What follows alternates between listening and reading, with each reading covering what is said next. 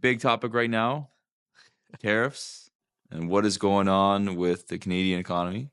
So thanks for coming by. Thanks Maybe for you having want me. to introduce yourself a little bit. Absolutely. My name is Matt Hall. I am a portfolio manager and financial planner with a boutique investment firm out of Ottawa called Exponent Investment Management. And we manage wealth for private clients and multi-generational family stuff. So how much is this coming into play?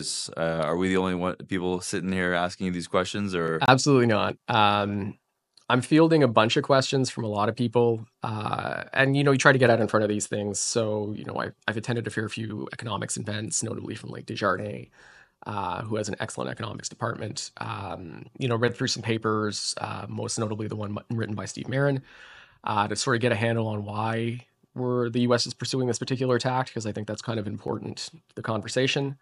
In terms of clients, absolutely. I've gotten a few emails about what's going on. Definitely some nervousness, especially given the recent volatility in the stock market, which has now essentially erased all of the gains after Trump's election inauguration. Mhm. Um, what I would say at the moment is there's a bit of overload. This is somewhat chaotic. I want to say it was, to say that this was in flux is probably overly generous. Mhm. Things seem to change pretty much minute to minute here. I think that's causing a lot of people to somewhat bury their heads in the sand um, until such time as they can kind of really get a handle on it. In terms of what that means for me, we've been extremely cautious with our client money at the moment. Um, Yeah, for sure. I mean, I think even for anyone watching this, is actually Matt did a presentation for our entire office just before this. And so we pretty detailed, even starting with, what is a tariff, going into, the reasoning behind it, what their state objectives are, which is and possibly, what could be the real objectives behind it, um, who's predicting it, what's going to affect. We saw a couple different, pretty much two very different views on how it's going to affect things. Um, but I guess maybe if you can kind of bring us through some highlights, yeah, what really absolutely. stood out for you. Yeah. So, at least from my understanding, and caveat here is I'm an investment manager, not an economist, although there is, as you would imagine, a little bit of overlap there. My understanding is a great deal of the Trump administration's view on tariffs in general um, is nicely summarized in a paper written by the chair of the economic advisors to the president, named Steve Marin. Super smart guy, Harvard educated. I believe he's a fellow at an investment firm. I can't remember his exact title. Definitely knows his stuff.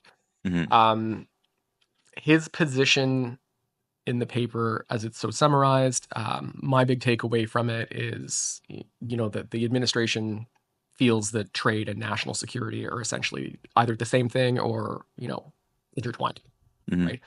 Um, Within the document itself, the word China is mentioned a lot. The word security is mentioned a lot. The premise of the whole thing, which is sort of somewhat contrary, maybe to the economics that I've read, albeit at a limited level, is the idea that the US is currently the world's reserve currency, and that status as the reserve currency, while it does provide some benefit, notably in terms of potentially lowering the cost of US borrowing and projecting power globally in terms of financial sanctioning, does in fact create artificial demand for the US currency, which makes them less competitive as an exporter, Hmm. right? Now, my big takeaway from the paper itself, which I went into reasonable depth, well, as much depth as I could in the Hmm. presentation, and up to my understanding, it's a 40-page document, not too long. Not all of it covers tariffs. There's a number of other policy objectives he goes through, but we'll stick to the tariff part today because none of the other ones are on the table yet. Hmm. Um, but generally speaking, the idea is they want to still be the reserve currency, but they want to also lead in manufacturing and need that currency to be lower, Hmm. right? So, when you hear the administration talk about, well, it's the exporter that pays the tax, again, in my understanding, that means that's the currency differential they're talking about, right? The idea being that if you put a 25% tax or import tax on something and the currency of the exporter reports 25%, in real terms, they're paying that tax. I don't know if that's true or not. I will say Steve Merritt is certainly a smarter guy than I. The paper is very elegantly written. But as with most economists, they tend to operate their theories in somewhat of a vacuum. To his credit, he was very clear about what the assumptions he was making were, and also some of the risks that he saw um, as a result of pursuing this policy. Um, Notably, he was quite clear that he thought there would be some volatility, both in financial markets and certainly in currency, and possibly increases in prices, um, not just to the and damage the economy, not just the Canadian economy or the Mexican economy, but the U.S. one.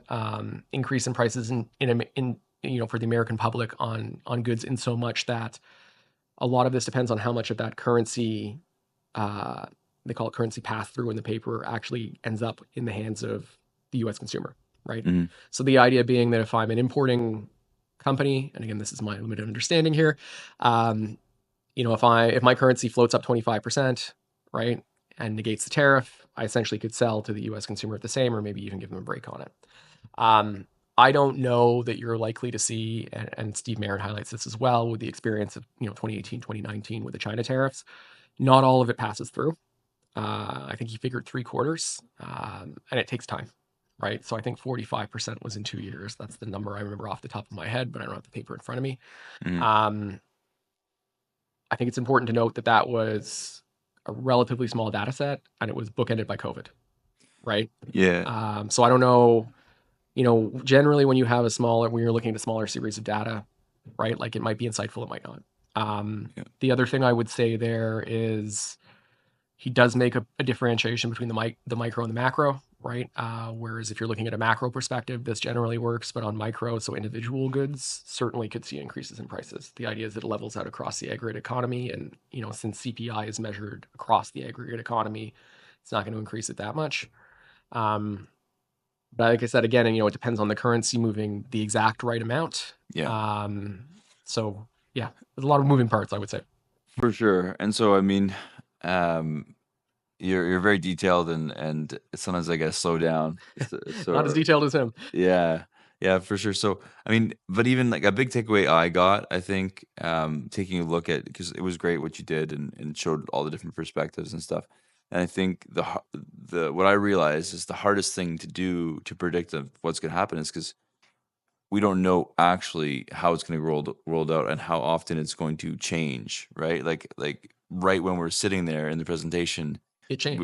yeah, right. And so we're not sure of exactly, it's hard to predict something that we don't know how it's going to be rolled out. Are they going to be always changing it? Are they going to be firm on what they're saying? And And I think that's a notable. And again, this is one of my takeaways from the paper, is the suggestion was that this would be telegraphed well in advance, which arguably it was, mm-hmm, right? But would also be implemented slowly, mm-hmm, right? And I don't, I think that's where we're kind of deviating at the moment, which, to your point, makes things very difficult to sort of get a handle on. Um, we've gone from a situation where it was 25% across the board to, energy's getting a bit of a break, to now we're going to hold off on autos for a month. And I haven't even checked the news, but, a gentleman in the audience raised his hand and said something had changed again while I was talking. So, a lot of this, like I said, it's generous to say this is in flux. My concern, given what me and my firm do, is, when there's a lot of uncertainty, financial markets do not like uncertainty, right? Like, mm-hmm, even if it's bad news, they would rather get the bad news. mm-hmm, Because if you have uncertainty, people tend to run things forward in their minds, and it could be good or bad. for sure. You're seeing a lot of volatility in financial markets at the moment, definitely over the past, I would say, 5 days. Again, that's covered in the paper. That was expected. To the degree it was expected, I don't know, right?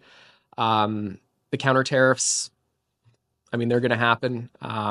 Some of them are actual tariffs. Some of them are non-tariff measures. I mean, a great example is, the various provincial liquor commissions pulling American products off the shelves. Yeah, So who knows how everyone's going to respond to this, which is the difficulty, right? So you have a rollout that is not predictable, mm-hmm, and because this is kind of affecting large swaths of the global economy, which is comprised of individual nations or trade blocs, it's not clear how each of them is going to respond, right? for sure. And I think in your presentation, you took a look at what some major banks, in Canada had predicted, um, on how it's going to affect, Canadians. And I mean, you looked at the different reactions of kind of different markets all over the world. But I think for this, we can focus mostly on how it's going to affect Canadians. You gave your opinion as well on the Canadian government's reaction and what you thought about that.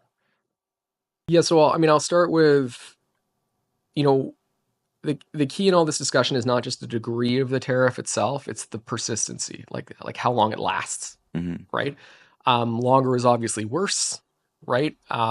There is a view in the marketplace and maybe among governments, and again, also mentioned in that particular paper, that this could be used as leverage in negotiation.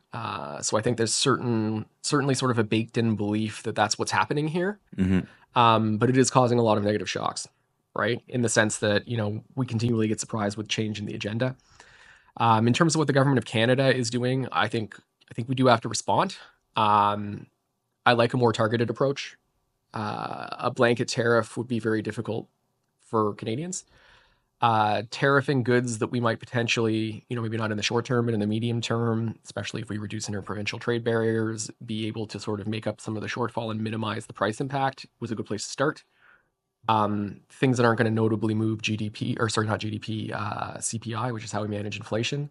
Because what we really want to avoid here is, and I think this is the notable divergence, right? The position paper suggests that they want the currency to weaken, the US dollar, right? Um, if the counter tariffs that we pursue are not inflationary or as inflationary to us, the Bank of Canada can theoretically continue to cut rates to stimulate the economy. Generally speaking, but not always, when a country cuts its interest rate, its currency tends to fall relative to the Hmm. currency of countries with higher interest rates, right? Yeah. This is most notable with the US because it is the world's reserve currency, and those, uh, treasury securities denominated in USD are considered very stable. Um, so, in the event that we're able to do that, the exact opposite of what they theoretically want to have happen happens, right? Our currency would, in fact, depreciate. Um, I had a slide in the deck from RBC Global Asset Management that I thought was really well done. Their theory at the time, and I can't remember when that slide was from, I think it was February 3rd, suggested that a 25% tariff would actually have a 10% depreciation in the CAD versus the USD, which is the exact opposite of what ostensibly is, Hmm. the administration's position in terms of onshoring manufacturing Hmm. and making the US generally more competitive in the export market. And I mean, getting into I guess the really scary, so might as well just jump in right into it, right? Um, we talked a little bit about stagflation. Mm-hmm. So again, I'm not an economist myself. I've, attended various presentations and found some really good research from people who and institutions in Canada that know far more about it than I. Um, all of the graphs that I've seen look like that's a risk. Um, and that intuitively makes sense based on what we're hearing, right? Like, Doug Ford, I can't remember the exact number, but it's talked about how many jobs are at risk here, which would certainly increase unemployment.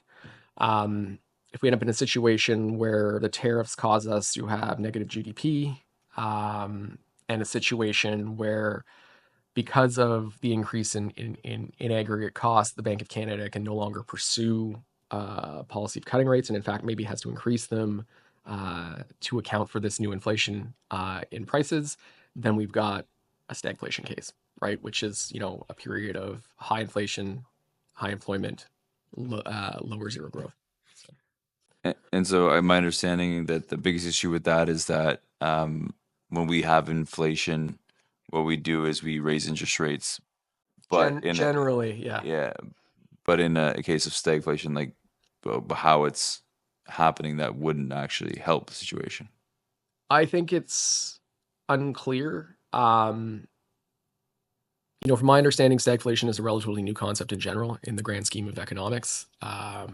How the central bank would respond, any central bank, ours included, would respond to inflation created by across the board tariffs is a good question. Mm-hmm. Um, a lot of it, I think, depends on the policy that they were pursuing as it happened.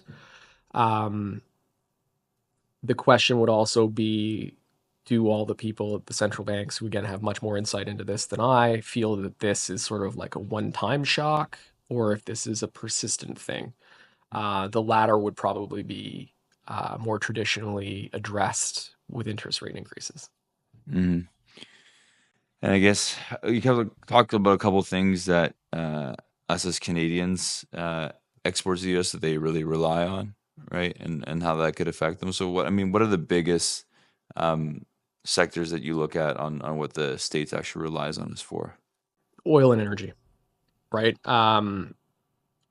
In fact, it is my understanding that while the US currently has a trade deficit with Canada, so they import more from us than they export to us, were we to remove notably oil from that equation, that would likely reverse.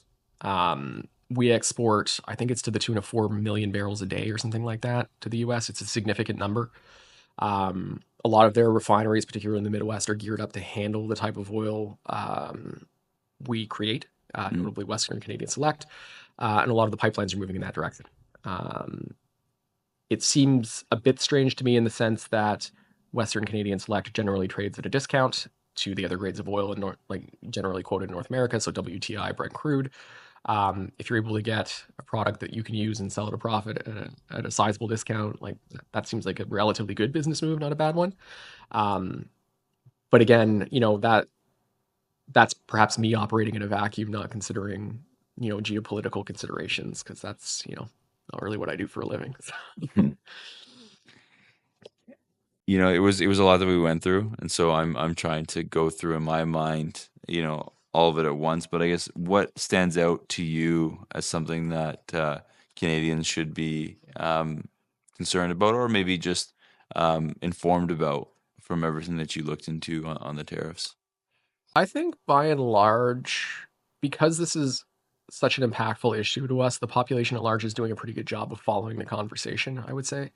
Um, I can't speak for our American counterparts, but I don't know how on their radar this is.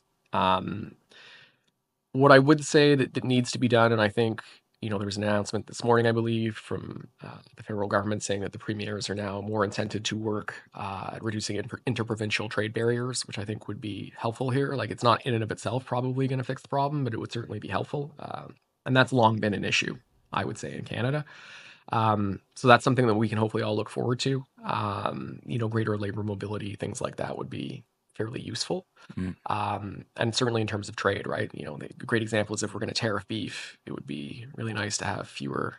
And I'm not exactly sure if there are any trade barriers there, but you get the idea, right? mhm, But let's make it easier on ourselves by making it easier to move goods, services, and potentially even people where they need to go employment wise interprovincially, right? mm, Like we talked about real estate, right? Like you're licensed to provincially, as am I, right? mhm. If I were to move and operate in another province, I would have to obtain another license to do so, right? Yeah. So, maybe there's some value um, and something that we could all push for that would be helpful in this particular case. I do think, and I didn't get too much time to cover it, and I think it's fairly obvious that Canada can and should be pursuing to diversify our trading partners. We're kind of in a little bit of a mess here in the sense that when you're trading, such a significant portion of your GDP is related to one Mm, country. yeah. You are exposed to the political climate in that country, right? Mhm, Um, that said, I appreciate sort of the geographic considerations, right? Like it's certainly cheaper to move things in the U.S. than it would be to say, maybe China or Europe. Um, but tariffs do change the calculus on a lot of those things. So I think it's time. Good news for Canadians in general is a lot of what we produce here is a base commodity, and there's not likely to be less of a demand in base commodities. Um, certainly they are cyclical, but in general, right? I don't think the more people we have, the less we're not going to need less power, probably things like that. So. mhm. I guess another thing that we didn't really get into, I don't think any of the questions got asked really, but I guess as a Canadian looking at the situation, and assuming that these do go full into place, right? What are you see as any potential things that they could be doing to help themselves, or maybe things they could be investing in, or things they should not be investing in, or one thing actually was interesting. You were showing, the inventory increases for Q4 of Yeah, 2024 for sure, as Dave.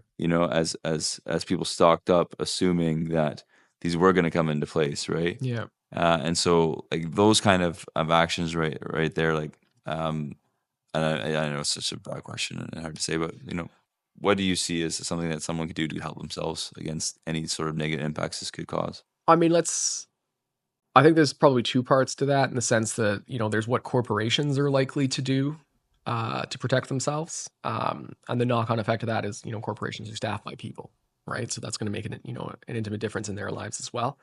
Um, Notably large corporations, particularly that, either import or export, generally tend to run some sort of currency hedging program. Now, depending on the degree of that and how far out it goes, it could certainly mean that they could hold the price without that direct pass through for a little bit longer. I strongly suspect they were already doing that. Loading up on inventory is another good thing, right? Like if you think oil is going to be 25 or 10% more expensive, then buy more oil now. In terms of what people can do, I'm not sure. Like there's spending habits that you can change and some that you can't, Mm-hmm. right? I think the term is elasticity and elasticity, right? Like if something's elastic and there's a ready substitute, you could probably change your buying pattern. If it's not, you can't, right? I think you'd take a good long look at anything you might be able to substitute, which I think by and large Canadians are in the middle of doing.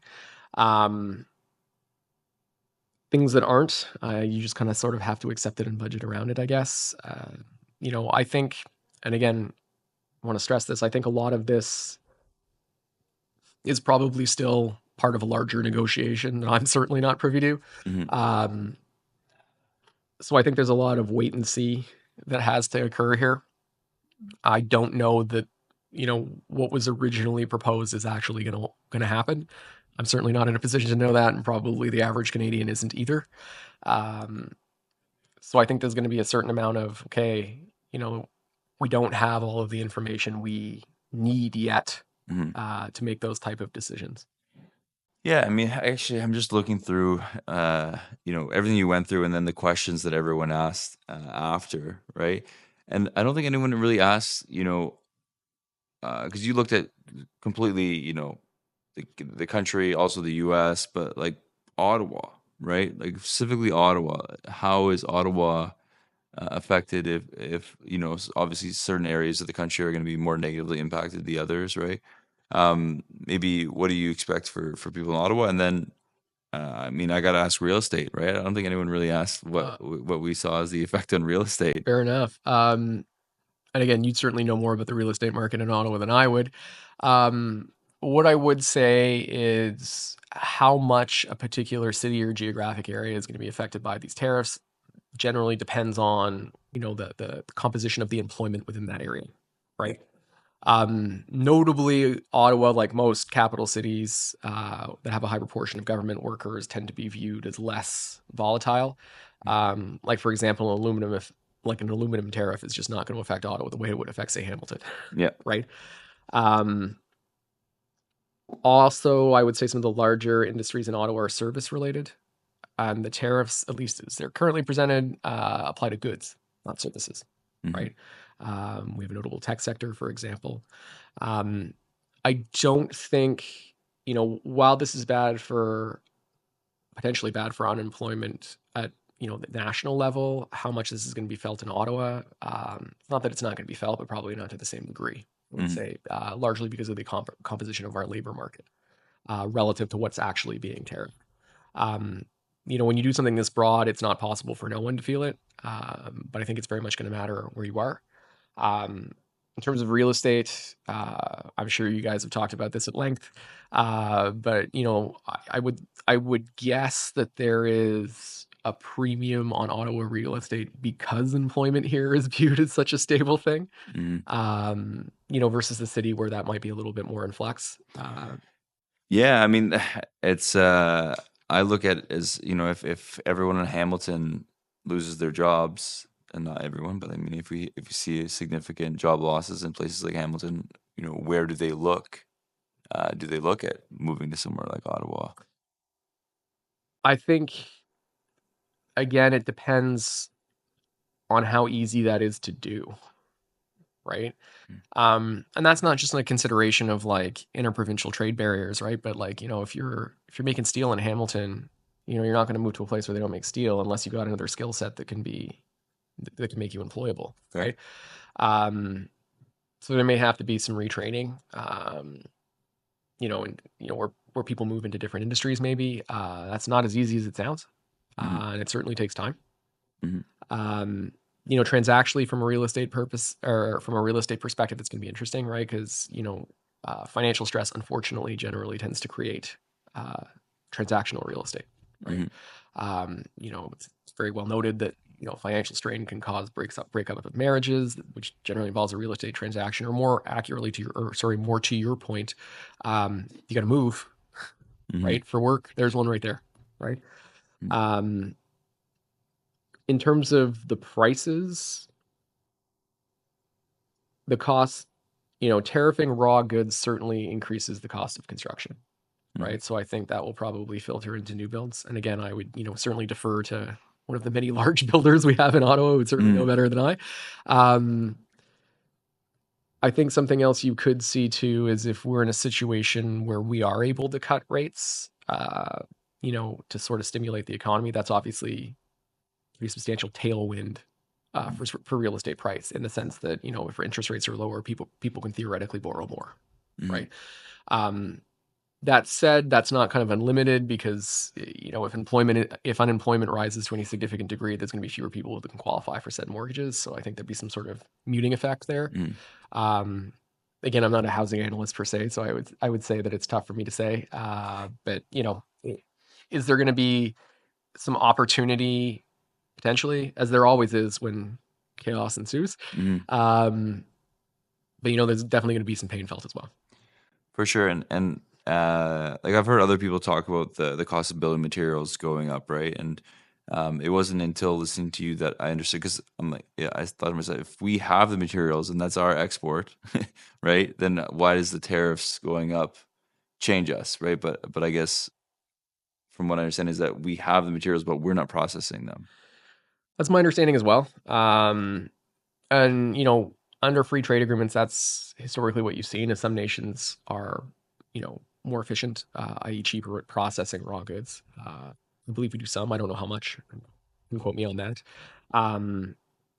But I think that's something that we're going to have to explore. Like, and I would say, that's a comment I've heard from a number of clients, a number of colleagues, a number of people in my industry for years and years now, right? Like the general complaint that Canada doesn't make anything anymore. No, I don't know if that's supported by evidence or, but Yeah. that seemed to be the general feeling for quite some time. And I think maybe we'll see a movement to where we're going to start doing that again. Whether or not that creates a long-term, if we couldn't make it cheaper before, how are we going to do that now? Right. So while you might see some onshoring and some reshoring, and I'm certainly sure that you will we be able to produce, refine whatever commodity it is, as cheaply? That's a question that I couldn't answer for you. But I think you're going to see some movement towards at least trying. For sure. In addition to, interprovincial trade barriers, maybe diversifying our global customer base. Because to your point, at the end of the day, Canada does produce a lot of the raw commodities the world does need, right? The question is, how do you get it to them at, the maximum possible profit to yourself? And a lot of that has to do with, things like import duties. A lot of it has to do with simple geography, right?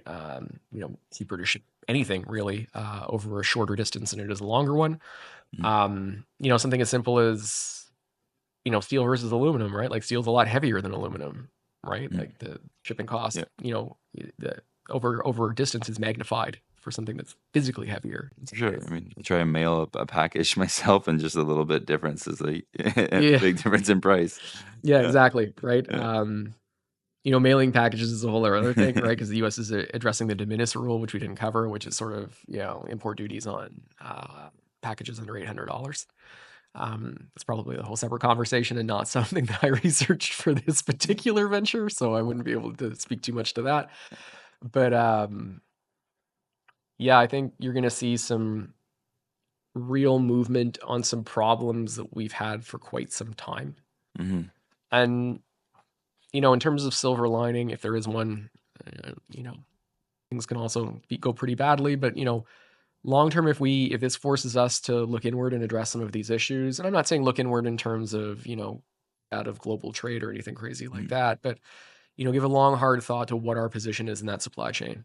And, is it possible for us as a nation to add more value to what we produce along that supply chain? For sure, and obviously, when Trump and his government is looking at implementing these things, whether it's a negotiation tactic or they plan to, they're not looking at how it affects Canada and they're looking at how it affects Americans. And so, where do you see the biggest potential for it to affect Americans negatively? In which case would cause them to roll it back or end it sooner than later? I think you're going to see it in prices.